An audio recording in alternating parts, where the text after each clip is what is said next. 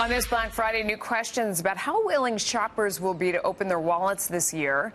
A new analysis from the Wall Street Journal of Gallup polling finds that people are more likely to believe the economy is improving if they voted for President Trump, with the opposite being the case for those who voted for Hillary Clinton. And the data also shows that people's beliefs may be swayed by where they live as well. Here now, let's bring in Erick Erickson. He is founder of The Resurgent and a Fox News contributor. So what's your take on this? Well, you know, it just goes to show how much partisanship has poisoned the well here. Democrats used to lecture Republicans that the economy was improving. If only Barack Obama weren't Democrat, they would recognize it. Well, the same goes true for them now. In fact, the economy has improved more now than it was when Barack Obama was president, and yet Democrats suddenly don't think the country's going in the right direction and the economy's on the downturn. It's ridiculous, particularly because they live in some of the areas of the country that are thriving the most under President Trump. They just can't give him credit. Yeah, so it does sound ridiculous, but then at the same time, so much of the economy and shopping is about sentiment. I mean, you go out and you spend more for the holiday season if you have the perception that you're doing better, and especially that things are going to get better in the future, and we're on the upswing. You feel more relaxed, you're looser with your wallet.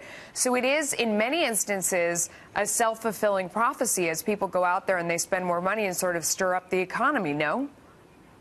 Yes, very much so. But, you know, particularly with among Democrats now, everything has become political. Where you eat, what you eat, where you shop. Well, I think you can say that about both sides. I mean, let me jump in there because it's just, you know, we don't want to blame one side or the other necessarily. You started this out in the beginning by saying that, you know, Democrats complain that Republicans wouldn't give President Obama credit for any upswing in the economy.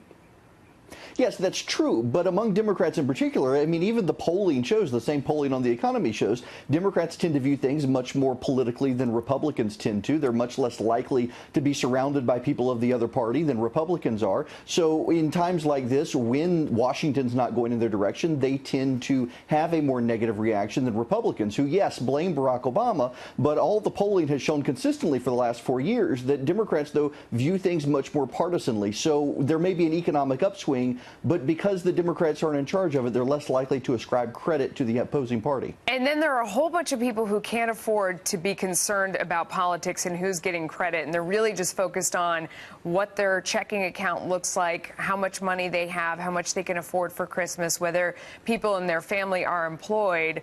A lot of people in the middle of the country are feeling better about what's going on right now. We heard that forecast going into the last break that this holiday season could be up 3.8% over last year. What do you think that means going forward?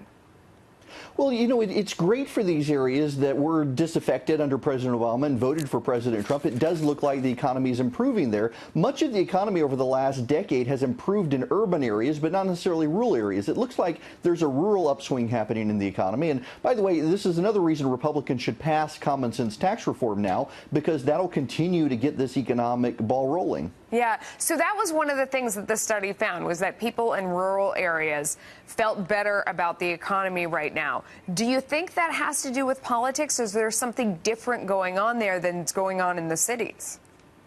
I do think so. I think that a lot of people in rural areas in the country felt left behind over the last decade. Tech jobs were going into cities, major corporations moving into major metropolitan areas, but places like where I live in the middle of Georgia didn't necessarily feel part of that economic upswing. And now they're starting to, as people are leaving cities and they're moving back into rural areas if only to commute, but they're bringing money with them, shopping in local businesses in rural parts of the country, and that's definitely being felt. So what have you seen in your part of Georgia? Have you physically seen changes that make you think that there's business coming to your area that wasn't there before, or is it just a sentiment?